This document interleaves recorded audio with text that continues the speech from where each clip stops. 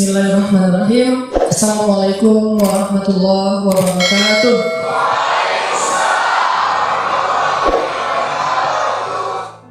Kita akan ngebahas teknis untuk bisa menghijrahkan status dengan melobi langit dengan doa. Kan katanya doa itu bisa mengubah takdir, benar?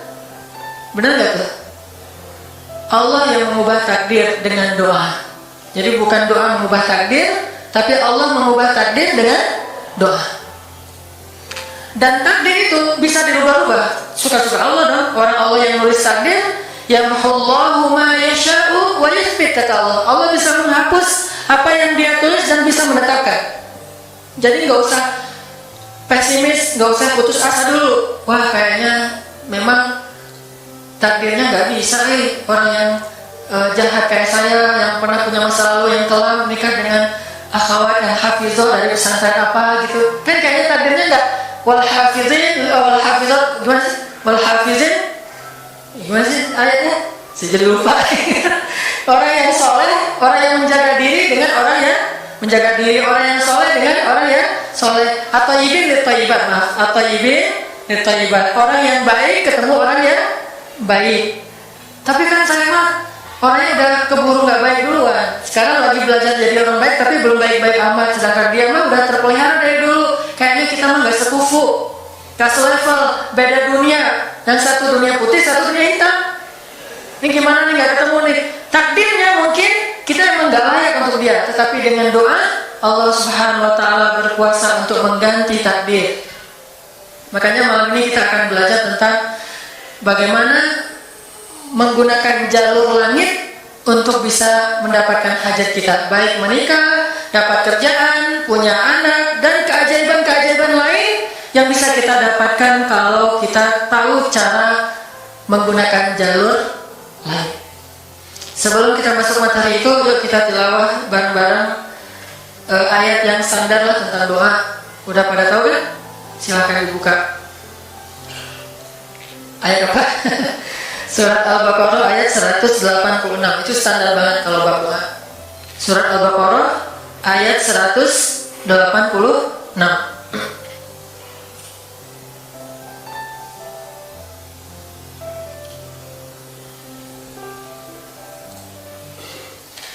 A'udzu billahi minasy syaithanir rajim. Enggak?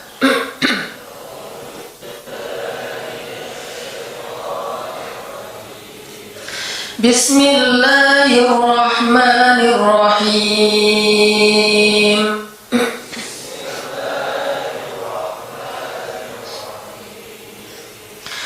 Wa idza sa'alaka 'ibadi 'anni fa inni qarib.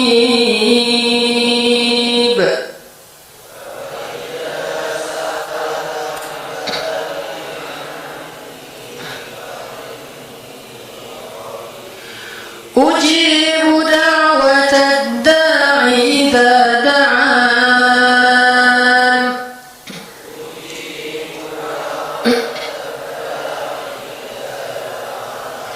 Falyastajibu li wal yu'minu bi la'allahum yarshudun.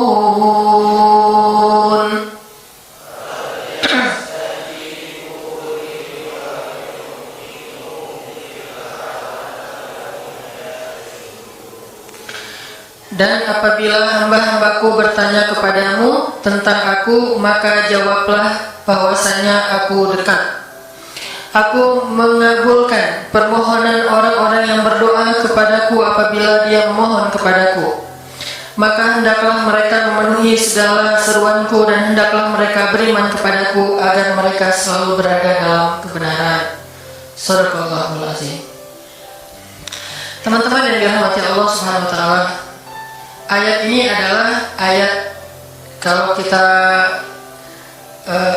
kasih judul ayat ini tuh janji Allah kepada orang yang berdoa.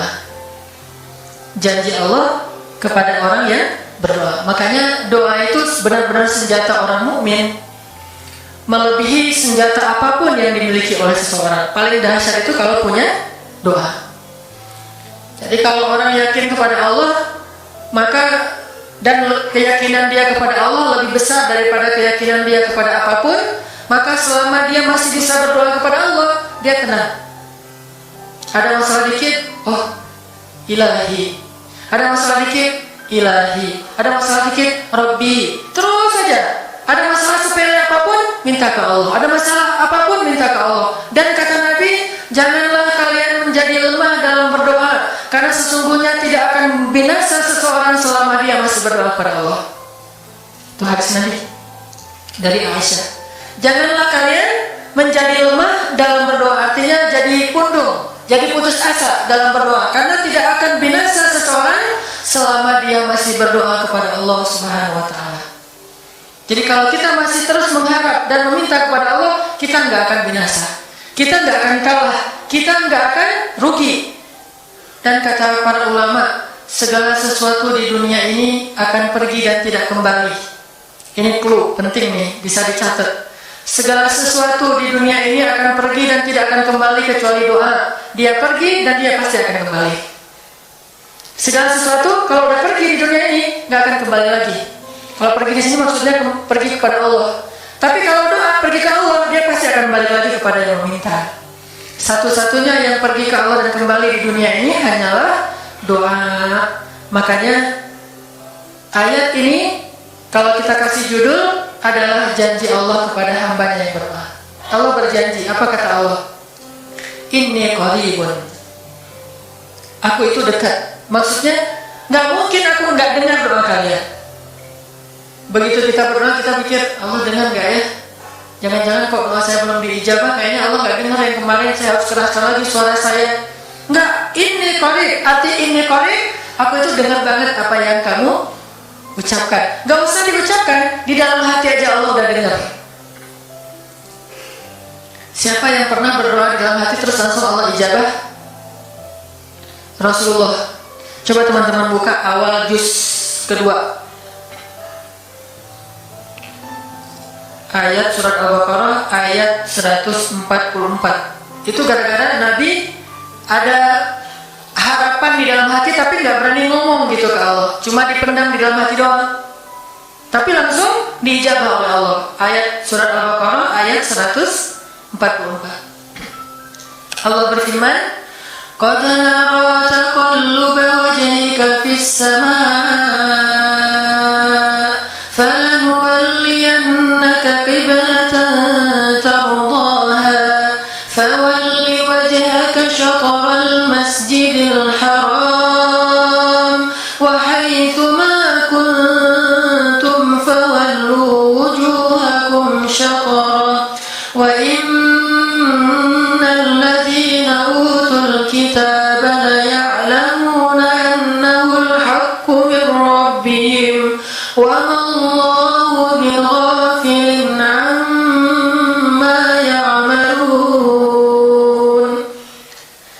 Jadi ceritanya orang Yahudi suka menghina kaum muslimin gara-gara orang Islam kalau sholat waktu itu masih menghadap ke Al-Aqsa, Palestina. Jadi kata orang Yahudi itu, lihat orang Islam mah fake, suka niru. Kita sholat menghadap Al-Aqsa, mereka sholat menghadap Al-Aqsa. Berarti agama mereka itu adalah agama yang meniru agama kita, nggak original. Sering diperolok-olok, setiap kaum muslimin sholat dihina sama mereka. Akhirnya Nabi ngerasa sedih. Wah, gimana ya caranya sehingga setiap sore Nabi berdiri di suatu bukit, kemudian melihat ke langit, cuma nggak ngomong, gini aja ke langit, membatin. Bayangin, pernah nggak teman-teman membatin ke Allah? Ini yang harus kita coba lakukan, belajar membatin kepada Allah. Itu romantis banget. Jadi duduk sendiri, Allah ngomong gitu dalam hati.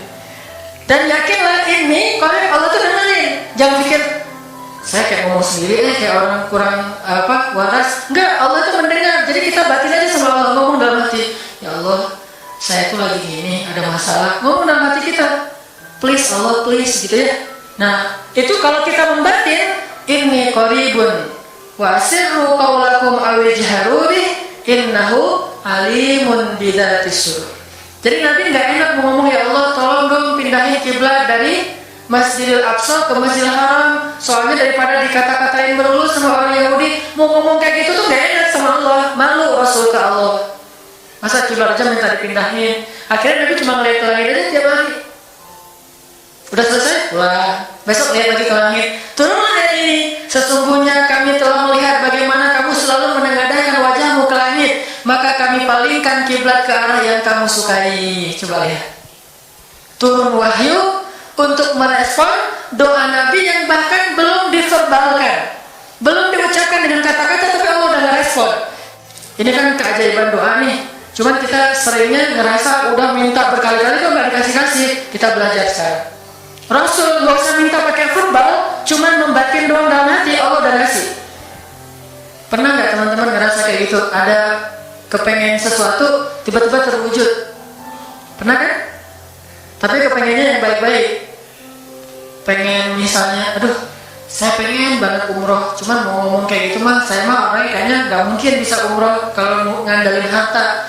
Orangnya nggak mampu, kerjanya juga pas-pasan, gimana mau umroh untuk makan aja susah. Tapi pengen banget dalam hati kita, dan itu rindunya tuh rindu banget. Setiap kali ngeliat video atau tayangan di TV tentang umroh dan haji, menitikkan air mata, saking kangennya ke Baitullah. Allah tahu itu dalam hati kita. Tiba-tiba ada aja jalannya, dan bisa dikasih sedekah, bisa juga hadiah, bisa juga door prize, bisa juga macam-macam. Pokoknya ada jalan aja, tiba-tiba bisa umroh. Dan saya sering banget membawa orang umroh. Di antara jamaah itu selalu ada 1 atau 2 orang yang umrohnya itu miracle, keajaiban dari Allah. Ketika saya cari tahu alasannya apa, ternyata memang dia dari dulu pengen banget umroh, cuman nggak bisa ngandelin hartanya. Allah kasih jalan yang lain. Bukankah Allah itu memampukan yang diundang, bukan mengundang yang mampu? Kan itu yang sering kita dengar kan? Allah tidak mengundang yang mampu, tetapi memampukan yang diundang. Kalau udah Allah undang, pasti mampu. Kalau Allah nggak undang, walaupun dia mampu, nggak akan bisa. Jadi Allah bukan mengundang yang mampu, tetapi memampukan yang diundang. Sehingga kita kalau hati kita kayaknya pantas diundang, Allah undang tuh. Begitu juga dalam urusan rezeki. Aduh, saya pengen kerjaan yang kerjaannya itu lebih halal, lebih nyaman, bisa sholat berjamaah tepat waktu, ada waktu juga buat keluarga, bisa juga berdakwah ke teman-teman. Akhirnya membatin kita itu karena kuat banget, Allah wujudkan. Ini artinya Allah qaribun, Allah maha dekat. Sehingga kalau kita pengen doa kita itu powerful, belajar dari as-siqah billah. Tips pertama adalah as-siqah billah. Percaya deh sama Allah. Percaya sama Allah. Jangan berdoa dengan ragu-ragu. Kayak kita datang kepada seseorang untuk minjam duit, tapi kita ragu, dia ini kayaknya orangnya susah kalau dipinjemin. Kalau minta dipinjemin gitu, ini saya lagi ada masalah dikit nih, boleh minta bantu nggak? Gimana ya ngomongnya? Susah ngomongnya tuh ragu-ragu gitu kan ya. Akhirnya kita ngomongnya tuh nggak enak, nggak nyaman, membuat dia juga ngasih ke kita juga ragu-ragu. Akhirnya nggak nyaman tuh hubungan kita sama dia. Tapi kalau kita yakin banget sama dia orangnya baik, kalaupun dia nggak ngasih dengan cara yang kita minta, kita yakin bahwa dia itu pasti akan nolong kita. Sehingga kita akan curhat masalah kita itu dengan tulus, bahwa kita punya masalah kayak gini-gini, bukannya kita mau minta-minta, cuman sifat dari manusia itu saling tolong menolong. Kita beritahu masalah kita, dan kita yakin dia pasti akan nolong kita. Kalau nggak bisa ngasih duit, dia akan minta tolong kepada orang lain yang mungkin bisa membantu kita. Dia akan ngasih link, dia akan memediasikan kita. Oh, aduh maaf ya, saya juga lagi sekarang lagi butuh uang, ini lagi nabung-nabung juga, sama kita mah lagi sama-sama pengen hijrah status. Cuman nih saya kenal ada temen nih yang dia alhamdulillah orangnya tuh suka banget bantu orang lain. Mungkin saya bisa merekomendasikan, saya bisa bantu kamu, ayo kita jalan bareng ngomong sama temannya. Pokoknya kita yakin dia bisa nolong. Nah kalau kita yakin, percaya sama Allah, Allah itu nggak butuh perantara. Allah bisa nolong kita dengan cara apapun. Walaupun takdirnya udah ditulis kamu tuh nggak akan punya istri sampai meninggal dunia. Ya Allah, masa gitu sih? Nggak akan punya istri. Ya Allah, tapi gimana masa saya mau hidup sendiri terus? Kamu nggak akan punya istri, kata malaikatnya. Ini orang doanya katakan mereka dengerin doa kita ya. Kalau di hati mereka nggak tahu, tapi kalau di lisan kita doa, ya Allah, beri saya seorang suami yang benar-benar bisa mendidik agama saya. Kata malaikat, Neng, ganti doa yang lain aja tuh, Neng. Itu mah takdirnya udah ditulis, Neng nggak akan punya suami. Kata malaikat. Kita mah walaupun malaikat ngomong gitu, biarin aja. Ya Allah, Engkau Maha Rahman, Maha Wadud, Engkau bisa mengubah takdir. Kata malaikat, ya juga sih. Cuma takdirnya udah ditulis, Neng. Ya Allah, terus aja tiba-tiba tok, assalamualaikum, waalaikumsalam. Ayahnya nemuin, ternyata pas kita nguping dari kamar, wah itulah calon pangeran kita yang datang untuk melamar kita, calon raja, calon imam. Malaikat heran, wah subhanallah nih, si Neng ini gak putus asa dalam meminta. Kita juga gitu, doanya terus. Walaupun takdirnya sudah ditulis, karena Allah bisa mengubah takdir lewat doa dan harapan. Masih ingat cerita seorang ibu di zaman Nabi Musa dulu? Yang datang kepada Nabi Musa bilang, ya Nabi Allah, ya Kalim Allah, saya gak punya anak, udah tua kayak gini, bisa gak ya saya minta tolong Nabi Musa doa kepada Allah supaya saya punya anak.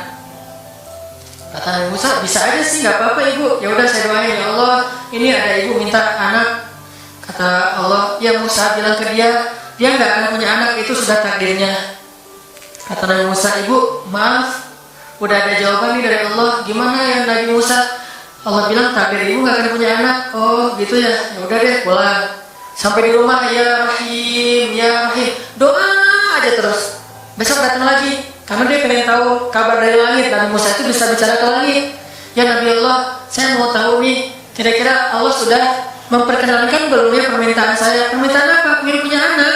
Tapi kan kemarin udah, kata Allah takdirnya nggak akan punya anak. Ya coba aja dulu sekali lagi, siapa tahu sudah mau sekarang Allah memperkenalkan. Wah ini benar-benar dia husnuzan sama Allah, sifat percaya sama Allah, nggak percaya kepada yang lain, percaya sama Allah aja. Nabi Musa karena udah terus aja direngekin minta gitu, Nabi Musa bilang, ya Allah, ini ada ibu yang kemarin, gimana dong ya Allah? Kata Nabi Musa, kata Allah, ya Musa, takdirnya dia akan punya anak. Bilang sama dia, ibu, udah terima aja takdir ibu nggak akan punya anak. Oh iya, pulang lagi. Ya Rahim, terus aja sepanjang malam, sepanjang hari doa, berhari-hari datang lagi kepada Nabi Musa. Ya Nabi Allah, udah berubah belum? Udah mau belum Allah ngasih saya anak? Kan udah kemarin takdirnya, tapi coba lagi sekali lagi aja. Nabi Musa minta lagi ke Allah, kata Allah masih yang sama, pulang lagi, nggak datang lagi ke Nabi Musa. Setelah beberapa bulan datang bawa bayi. Assalamualaikum, sudah semangat sekarang, beda gitu ya. Kalau dulu assalamualaikum, melas gitu ya. Sekarang assalamualaikum, hai Musa. Kata ibu, ibu yang kemarin? Ya itu siapa? Anak saya. Anak ibu, anak kandung maksudnya, bukan Yuri. Ini anak kandung saya Nabi Musa. Wah, Nabi Musa nggak wah sih, subhanallah kalau Nabi Musa. Kalau saya mah wah gitu ya. Kalau Nabi Musa, masya Allah. Nabi Musa tanya ke Allah, ya Allah, itu ibu yang kemarin katanya takdir nggak akan punya anak, kok bisa punya anak? Ceritanya gimana Allah? Ceritain dong. Saya kok nggak update gitu informasinya. Kata Musa. Allah ngasih update. Kata Allah, Musa, setiap kali aku bilang dia nggak akan punya anak, dia terus berdoa dengan menyebut ya Rahim, ya Rahim. Allah itu kan senang banget dipuji, dan Allah lebih berhak untuk dipuji. Kalau kita senang dipuji nggak baik. Kalau Allah senang dipuji, emang punya hak untuk dipuji kan? Allah senang dipuji. Dia bilang ya Rahim, kamu bilang gak akan punya anak, dia bilang ya Rahim, terus saja berharap. Wahai Musa, sesungguhnya rahmatku mendahului takdir. Rahmatku mendahului takdir. Akhirnya dengan sifat Rahim, Allah mengubah takdir ibu ini. Walaupun secara ilmiah gak mungkin punya anak karena sudah menopause, tetapi Allah yang memiliki kekuasaan atas segala sesuatu. Nah, tips pertama adalah kalau kita pengen doanya powerful, melahirkan mukjizat dan keajaiban, adalah istiqah billah, harus percaya sama Allah. Pertama, percaya bahwa Allah Subhanahu wa taala itu maha kuasa mengubah apapun yang Dia kehendaki. Apa yang Allah ingin, masya Allah kan pasti terjadi. Wa man lam yasha lam yakun. Kalau Allah nggak pengen, nggak akan terjadi. Jangan suzon sama Allah terus bilang, nggak enak banyak minta, amal saya sedikit, mending saya beramal aja, nggak usah banyak minta. Jangan memperlakukan Allah seperti kita memperlakukan makhluk.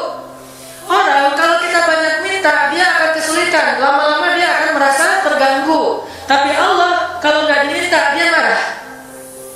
Manusia kalau kita minta banyak-banyak dia marah. Allah kalau kita nggak minta dia malah marah. Masya Allah ya, luar biasa. Allah tuh senang banget kalau hambanya meminta. Sehingga di antara hamba yang paling Allah cintai di antara hamba-hambanya, hamba yang paling banyak menengadahkan wajah dan telapak tangannya. Ilahi, ilahi. Minta sama Allah, Allah tuh suka banget diminta. Orang yang suka meminta itu bahasa Arabnya awwahun. Inna Ibrahim la awwahun halim. Ibrahim itu hamba yang awwahun halimun. Awwah halim. Halim itu artinya menahan amarah. Awwah da'a. Da'a artinya banyak berdoa. Kalau da itu berdoa. Kalau da'a senang banget doa. Ada masalah dikit, ilahi, Robbi, ngadu aja ke Allah, manja gitu. Dan Allah tuh senang banget dengan hamba yang kayak gitu. Sehingga sampai Nabi mengatakan minta kepada Allah walaupun cuma garam. Garam aja minta ke Allah. Sepele banget masalah kita. Ya Allah, mudah-mudahan nanti gak macet. Ya minta sama Allah. Kok macet ya Allah? Ya biar kita sabar. Udah tahu jam macet berangkatnya telat gitu ya, jangan salahin Allah. Tapi minta, bilang, biasakan kita tuh komunikasi sama Allah dengan manja. Ya Allah, mudah-mudahan saya bisa jawab ujiannya. Udah belajar sih ya Allah, cuma gak tahu kan semuanya di tanganmu. Minta ke Allah, Bismillahirrahmanirrahim, makan. Ya Allah, ini rezeki darimu, makasih ya, makan. Kalau bahasa lainnya makasih, alhamdulillah, alhamdulillahilladzi at'amani hadza wa razaqani min ghairi haulin minni wala quwwah. Hafal tuh? Kalau nggak hafal, udah aja bismillah, alhamdulillah gitu. Bismillah ya Allah, masya Allah ini rezeki darimu. Udah selesai makan, udah sendawa gitu. Alhamdulillah, Allah baik banget. Ngomong sama Allah, sering-sering komunikasi sama Allah, dan Allah itu wa huwa ma'akum aina ma kuntum. Dia bersama kalian dimanapun kalian berada. Bersama ya, bukan ada. Kalau ada itu beda. Allah di mana-mana itu beda. Tapi Allah bersama kalian itu artinya Allah melihat, Allah mendengar, Allah menyaksikan, Allah mencatat, Allah maha menilai bersama kita. Kalau ada, dia bertempat.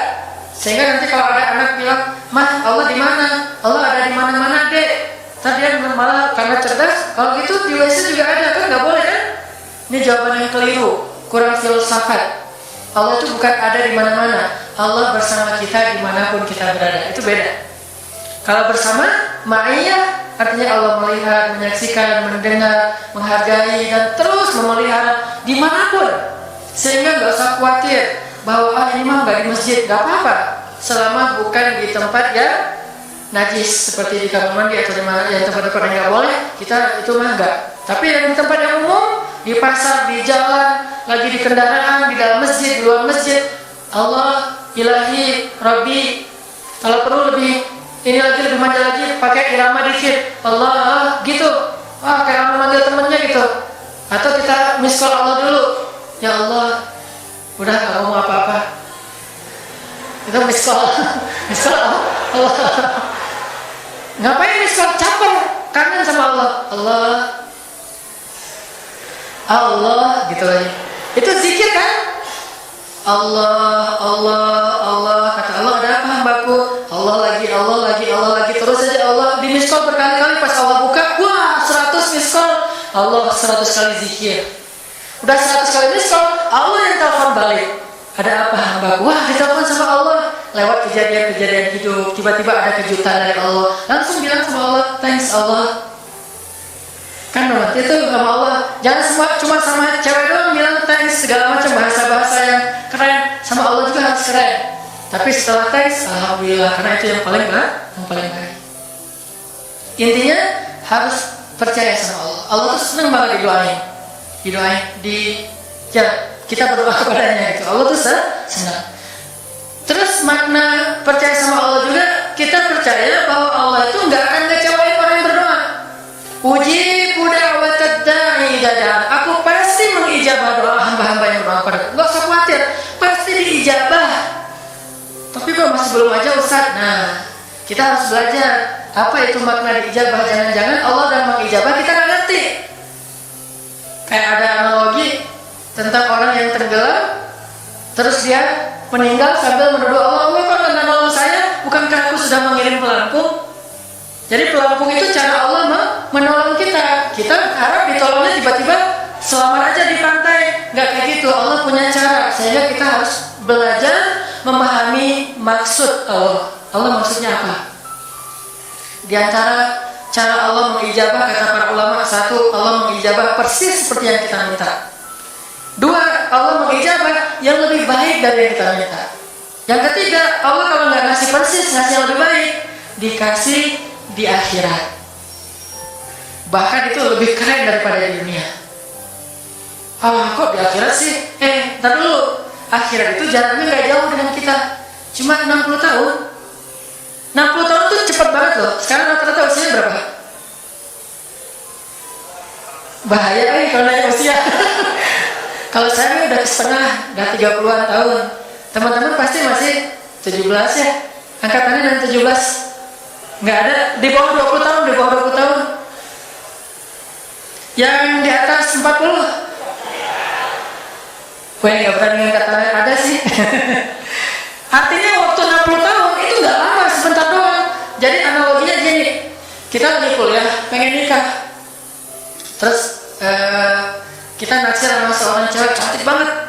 Dan saking cantiknya sampai kita cuma bisa bermimpi. Wah, saking cantiknya kayaknya nggak mungkin banget buat kita. Tiba-tiba ayahnya bilang, "Dek, kamu senang sama anak saya?" "Yang mana, Pak?" Masih nanya ya, Pak. Takutnya tadi kembali. Ini yang lagi kuliah yang namanya si Fulana misalnya. Sebutlah namanya Nisa apa gitu ya. Terus dia bilang, "Boleh, Bapak setuju kamu nikah sama anak saya, tapi ditunda dulu sampai kamu lulus kuliah." Kita seneng gak? Sampai lulus kuliah? Gak apa-apa. Masa kita bilang, "Gak mau Pak, kalau lulus kuliah mending gak usah deh, saya maunya sekarang." Pasti gak gitu kan? Karena kita tahu ini cantik banget, keren banget, soleha banget, idola banyak cowok-cowok di kampus, dikasih buat kita. Syaratnya cuma satu, tunggu lulus kuliah 4 tahun lagi. Pasti kita akan sabar banget menanti itu. Gak mungkin kita bilang, "Pak, Bapak kalau nawar yang serius dong, 4 tahun lama tuh Pak." Yang kedua, tips supaya doa kita powerful. Kalau doa sama Allah itu yang romantis. Bahasa Arabnya munajat, curhat sama Allah. Dan doa itu ibadah, bukan sekedar permintaan, bukan cuma request, tapi ibadah. Jadi kalau orang rajin doa sama Allah itu akrab sama Allah. Dan kalau akrab jadi romantis sama Allah, enak gitu. Hubungannya dengan Allah tuh adem banget, nyaman banget.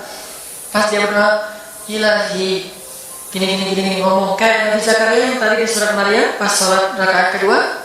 Apa kata Zakaria? Ini bentuk curhatnya Zakaria. Qala rabbi inni wahana al-'azmu minni washta'ala ar-ra'su shayba wa lam akun bidu'aika rabbi syaqiyya. Nabi Zakaria doa romantis, suaranya pelan. Wadhkur fil dzikru rahmati rabbika 'abdahu Zakaria idz nada rabbahu nidaan khafiyya. Zakaria itu kalau doa tuh lirih banget suaranya, lembut banget. Jadi duduk sendiri, "Ilahi ya Allah," bersenandung seperti Nabi Daud. Romantis sama Allah, bukan "Ya Allah." Itu mah doa khusus untuk perang, itu mah doa yang Palestina, doa yang Suriah itu harus tegas. Kayak Nabi kalau berdoa itu dengan menelunjuk.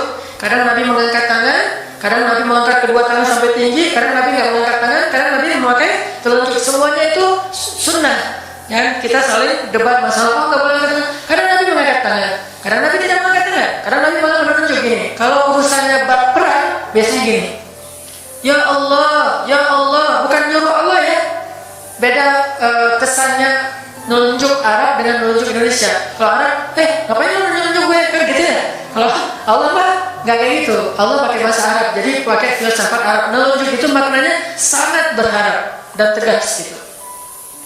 Jadi kita doa pelan, "Ya Ilahi, inni wahana al-'azmu minni washta'ala ar-ra'su shayba wa lam akun bidu'aika rabbi syaqiyya." Ya Allah, tulang saya udah lemah, rambut saya sudah beruban semuanya, tidak ada satu helai pun yang hitam.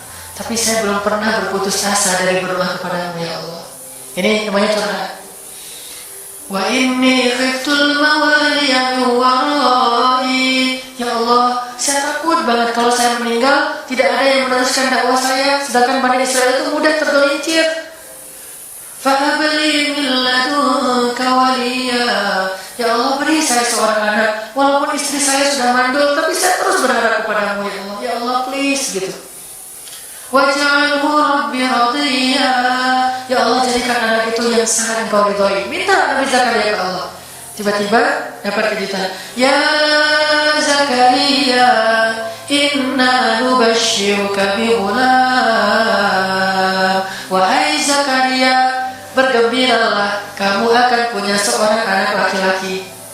Itu hasil curhat ke Allah. Langsung Allah kasih nama. Ismuhu Yahya, lam naj'al lahu min qablu samiyya. Namanya Yahya, kata Allah. Jangan cari lagi di Google. Udah ada namanya tuh, nggak perlu lagi nyari di googling gitu, nama yang bagus apa gitu kan ya. Lagi serius saya. Ismuhu Yahya, itu sebaik-baik nama, namanya datang dari langit. Ismuhu Yahya, lam naj'al lahu min qablu samiyya. Belum pernah ada anak sesoleh dia di muka bumi. Wah, ini first nih, anak paling soleh. Terus kata Allah, wa hananan, anaknya lemah lembut, wa zakatan, anaknya suci, wa taqiyya, anaknya bertakwa, namanya Hanan At-Taqi.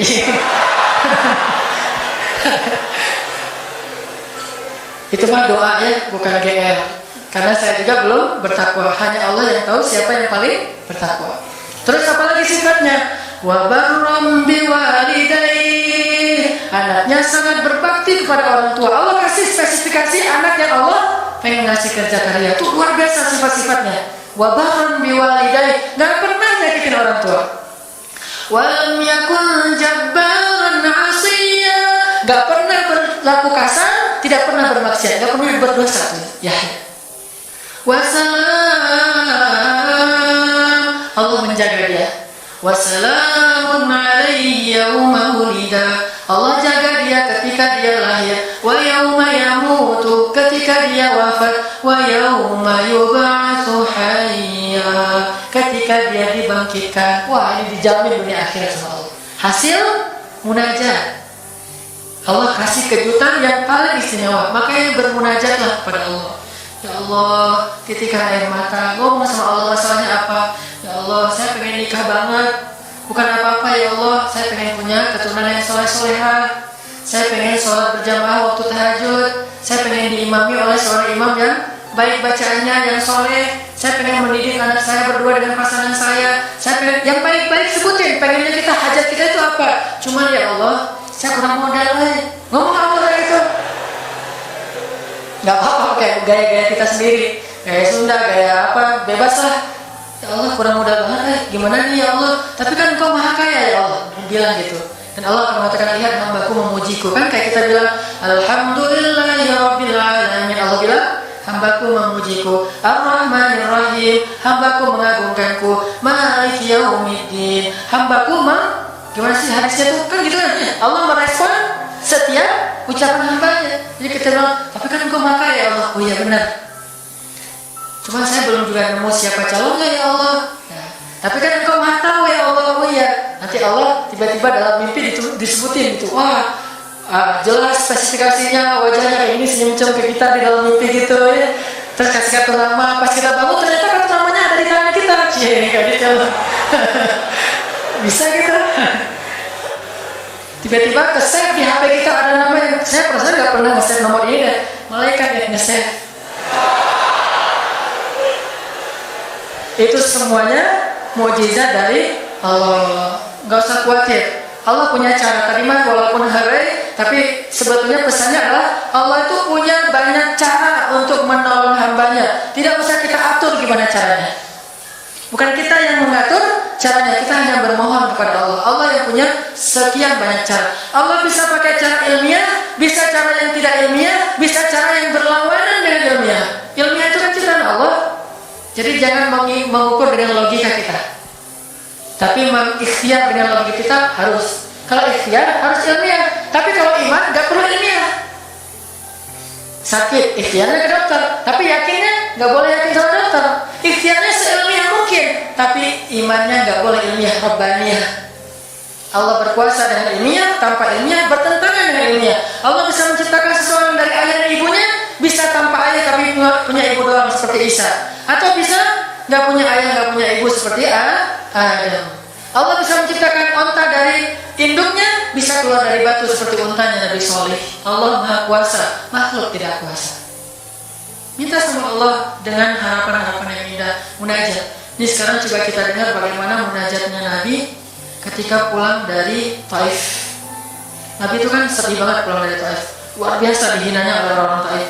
Di antara penghinaan orang Taif yang masih terekam oleh sejarah itu, orang Taif mencemooh Nabi dengan mengatakan, emangnya benar kamu itu, emangnya benar Allah mengangkat kamu jadi Nabi?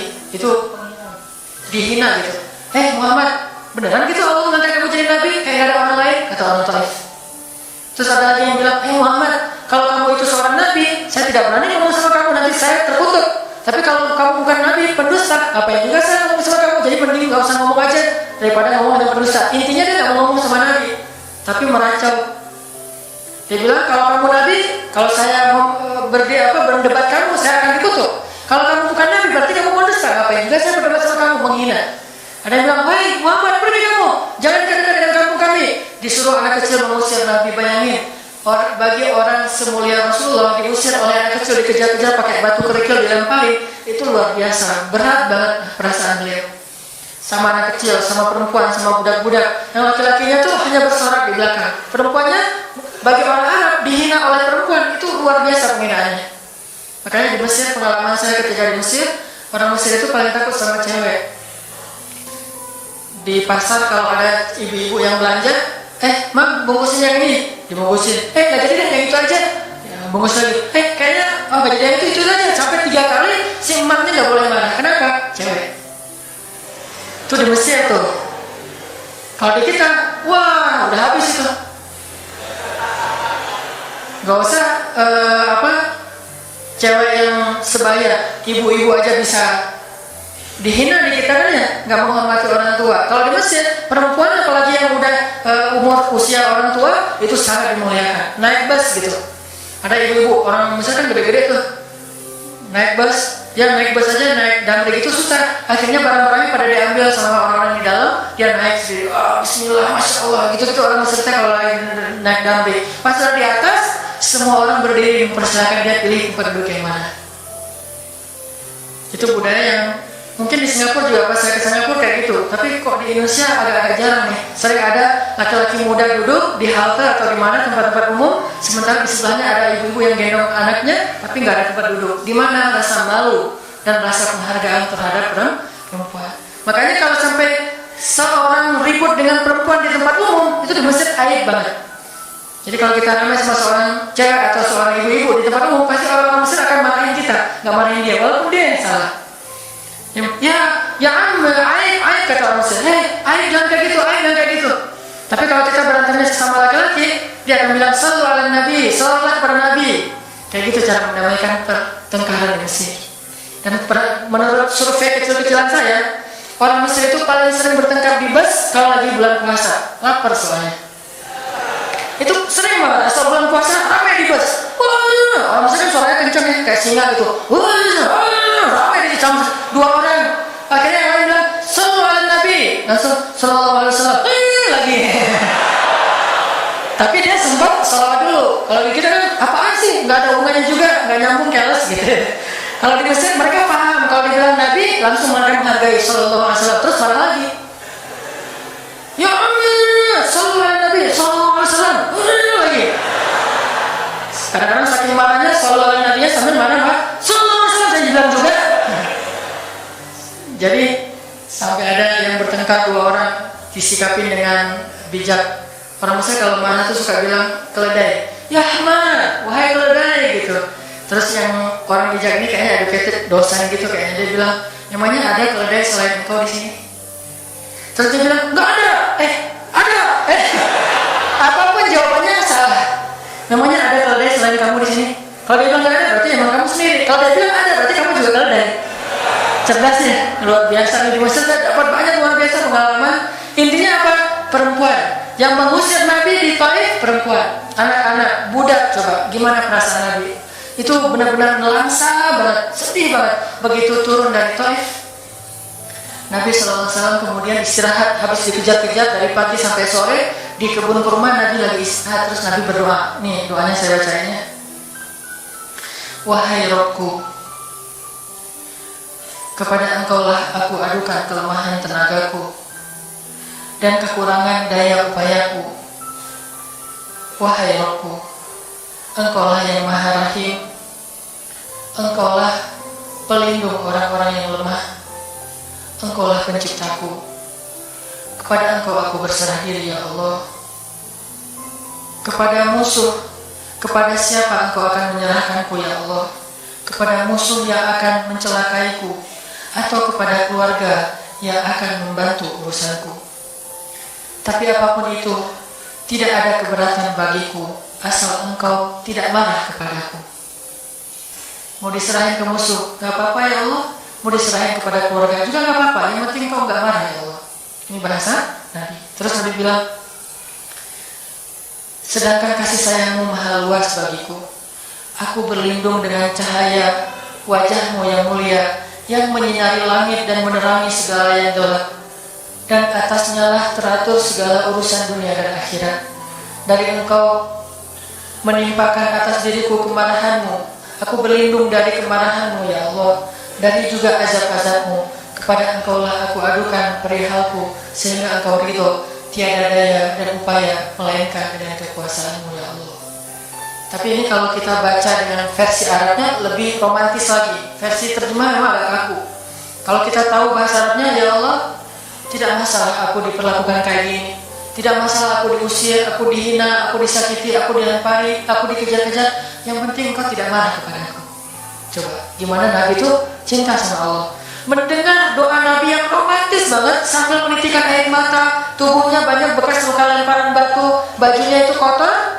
Malaikat itu sampai gak tega, sampai Jibril turun. Wahai Muhammad, kata Jibril, ya Rasulullah, wahai kekasih Allah, kata Jibril, Allah Maha mengetahui apa yang telah terjadi pada dirimu terhadap orang-orang ini. Allah telah memerintahkan malaikat gunung untuk mentaati perintahmu ya Rasulullah. Kata malaikat. Jadi kayak ada seorang anak yang nangis sedih, tiba-tiba datang ayahnya ngelus-ngelus gitu, menenangkan dia. Ya Rasulullah, Allah sudah memerintahkan malaikat gunung kok. Jadi menghibur gitu. Jangan sedih ya Rasul, jangan sedih, gak apa-apa. Itu malaikat gunung udah siap tuh, apapun yang kamu perintahkan. Langsung malaikat gunung siap-siap gitu. Terus kata malaikat gunung, ya Rasulullah, wahai kasih Allah, perintahkan saja kepada kami apapun. Jika engkau mau, kami akan timpakan dua gunung ini kepada penduduk Taif, sehingga mereka mati terhimpit oleh gunung-gunung yang kami timpakan. Perintahkan ya Rasulullah, perintahkan. Kata Rasulullah, tidak wahai para malaikat. Kalaupun mereka tidak beriman hari ini, aku berharap kepada Allah, anak cucu mereka kelak akan beriman. Nabi tidak sakit hati kepada orang Taif, dan Nabi juga tidak marah kepada Allah ketika beliau diperlakukan oleh hamba-hamba Allah kayak gitu. Tetapi yang penting Allah jangan marah sama saya ya. Kalau bahasa kita mah, ya Allah maaf ya saya jadi kayak gini nih. Tapi Allah nggak marah kan? Gitu banget tuh sama Allah. Coba. Dia udah habis-habisan, kemudian belum berhasil dakwahnya, masih takut sama Allah. Kayak kita ngedakwahin teman kita, terus kita dicela sama teman kita, dimusuhi oleh teman kita nggak marah sama dia, nggak marah sama Allah. Nggak bilang Allah itu sih susah ya dakwah, nggak ngomong kayak gitu. Ya Allah maaf ya dia belum menerima dakwah saya, ini pasti karena saya nggak benar nih menyampaikannya. Ya Allah jangan marah ya sama saya, besok saya coba lagi gitu sama Allah. Terus orangnya nggak marah karena mungkin dia fa'innahum la ya'lamun, mereka tidak mengerti. Besok akan dicoba lagi, didakwahin lagi, diajak lagi, terus aja kayak gitu. Ini munajat Nabi kepada Allah SWT. Sehingga gara-gara munajat itu malaikat turun. Sama kayak munajat curhatnya Nabi Yunus. La ilaha illa anta subhanaka inni kuntu minadh dhalimin. Subhanallah.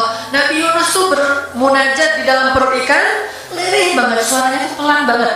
Tapi suara yang pelan itu menggetarkan arsy Allah Subhanahu wa taala. Kita udah teriak-teriak pakai mic, nggak ada yang bergetar. Nabi Yunus kalimatnya sederhana, tetapi dari hati banget, benar-benar curhat. Ya Allah, tidak ada ilah selain Engkau. Aku ini udah zalim terhadap diriku sendiri. Ya Allah, maafin saya, maafin saya. Subhanallah, subhanallah, Engkau maha suci, saya ini kotor. Engkau maha suci, saya ini kotor. Terus saja sampai suara Nabi Yunus di dalam perut ikan, di dalam laut yang dalam itu menggetarkan arsy Allah di langit ketujuh. Tiba-tiba malaikat arsy bertanya, suara siapa ini ya Allah? Begitu indah, begitu lembut, meminta ampun kepadamu ya Allah. Kata Allah, itu suara hambaku Yunus. Apa yang dia minta ya Allah? Dia minta ampun kepadaku. Ya Allah, please ampunin dia, ya Allah, please. Kata malaikat-malaikatnya. Semua malaikat meminta ampun untuk Yunus alaihissalam. Sehingga kemudian Allah mengatakan, ya sudah, aku ampuni dia. Tiba-tiba Nabi Yunus diselamatkan. Curhat sama Allah. Kalau ada masalah, bilang ke Allah, apapun, ya Allah. Duduk sambil bersandar di pohon. Ya Allah, coba buka surat Al-Qasas. Gimana Nabi Musa itu suka curhat kepada Allah. Surat Al-Qasas, surat 28 ya. Ayat ini ya. Ayat 16 coba. Ketika Nabi Musa nggak sengaja bunuh orang Kipti, Egyptian. Rabbi, ini zalamtu nafsi, faghfirli ya Rabbi. Ya Rabbi, saya itu udah zalim, maafin saya ya Allah, ampuni saya. Ada masalah dikit, ngomong ke Allah. Habis ada kesalahan, ngomong ke Allah. Terus dia bilang lagi, Rabbi, ayat 17, bima an'amta alayya fal akuna zahiran lil mujrimin. Ya Allah, janganlah Engkau jadikan aku termasuk orang-orang yang berdurhaka atau berbuat dosa. Udah. Terus ada masalah lagi. Nabi Musa diusir dari Mesir, dikejar-kejar sama tentara Firaun di ayat 21. Apa kata Musa? Rabbi, najjini minal qaumiz zalimin. Ya Rabbi, selamatkan saya dari orang-orang yang zalim. Ngomong lagi ke Allah. Udah, Nabi Musa pergi sekarang. Kemana perginya? Dari Mesir ke Yordania, Madian kalau bahasa dulu. Pergi tuh. Begitu pergi ke Madian, bilang lagi ke ayat 22. Asa Rabbi ayyahdiyani sawa asabil. Mudah-mudahan Allah kasih saya jalannya. Ya Allah, tunjukin dong saya jalan harus kemana nih. Saya nggak tahu harus kemana larinya. Allah tunjukin. Jalan sampai kemana. Begitu udah selesai adegan menolong dua orang perempuan yang sedang memberi minuman ternak. Nabi Musa capek kan?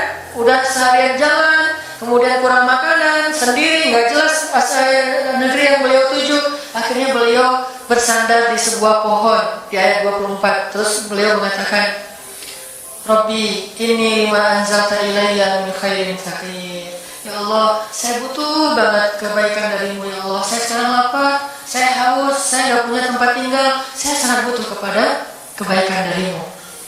Bilang ke Allah, tiba-tiba habis doa kayak gitu, datanglah cewek itu dengan malu-malu kan. Ayat berikutnya, ternyata cewek itu adalah bakal jadi istri Musa. Jadi kalau ada apa-apa bilang ke Allah. Gak sengaja ngeliat Instagram, oh ada yang cantik, Rabbi, yang ini nih, yang saya gak sengaja gitu. Tapi jangan dikepoin ya, dan jangan terlalu lama ngeliatnya, sekilas saja. Atau minimal kalau nggak yang ini, yang kayak gini, ya Allah, ya Allah, gitu. Ngomong nanti ketika selesai sholat. Makanya banyak-banyak doa sama Allah. Dan yang romantis, yang lembut, banyak-banyak berzikir. Jadi sebelum doa itu tasbih dulu. Tasbihnya dengan bahasa yang kita nyaman. Subhanallah, subhanallah boleh. Atau dinyanyikan juga gak masalah dengan suara yang baik. Bukankah Nabi menyuruh kita menghiasi Al-Quran itu dengan suara kita? Dan diantara isi Al-Quran adalah zikir. Kita bisa bilang Subhanallah, Subhanallah, Subhanallah. Coba kayak gitu malam hari sendiri. Pasti orang yang lewat dekat rumah kita bakal lari gitu ya, kira-kira ada soal. Malam hari zikir di kos-kosan gitu, pada teman-teman pada kabur semuanya. Dikirain ada yang gentayangan. Subhanallah, Subhanallah, Subhanallah. Jadi kalau teman-teman bersiullah dengan zikrullah. Daripada kita bersiul dengan lagu-lagu yang misalnya hanya irama biasa kan ya. Saya udah nggak hafal ya lagu-lagu terbaru. Yang dulu-dulu mah yang saya tahu paling kau hancurkan hatiku, hancurkan ya. Nah gitu aja persoalannya di mobil, kau hancurkan hatiku. Mending kita Subhanallah, Subhanallah, Subhanallah, Subhanallah, Subhanallah, Subhan. Biasain aja bersiul dengan nama Allah. Itu namanya miskolin Allah. Sehingga nanti Allah akan lihat, wah ada hambaku nih menyebut-nyebut nama aku, kan di diskol tuh caper dulu. Dan gitu baru ya Allah, baru minta sama Allah. Kalau kita mau munajat, mau romantis, mau curhat sama Allah, sebut nama Allah, agungkan kebesaran Allah, berselawat kepada kekasih Allah yaitu Rasulullah Sallallahu Alaihi Wasallam Muhammad. Mau pakai Sayyidina mangga, nggak pakai Sayyidina mangga, yang penting jangan ribut bab Sayyidinanya. Mau doa aja, nggak ada tuh Sayyidina, ada kan? Gak jadi berdoa, ada jadi debat kan ya? Komen, udah aja nggak masalah. Mau pakai Sayyidina mangga, nggak pakai Sayyidina juga nggak masalah, tergantung mazhab. Ada yang nyaman harus pakai Sayyidina karena saya cinta sama Rasulullah. Ada yang nyaman saya justru karena cinta sama Rasulullah nggak mau nambah-nambah kayak gimana Nabi mengucapkan aja, mangga. Yang penting salawat. Allahumma sholli ala Muhammad, Allahumma sholli ala Sayyidina Muhammad. Baru minta, ya Allah saya lagi ada masalah gini ya Allah, sebutin, curhat sama Allah. Dengan demikian doa kita akan diijabah insya Allah. Tapi ini baru berapa nih? Baru 2 ya. Ada beberapa tips untuk doa yang powerful. Insya Allah ini akan kita lanjutkan pada pertemuan yang akan datang.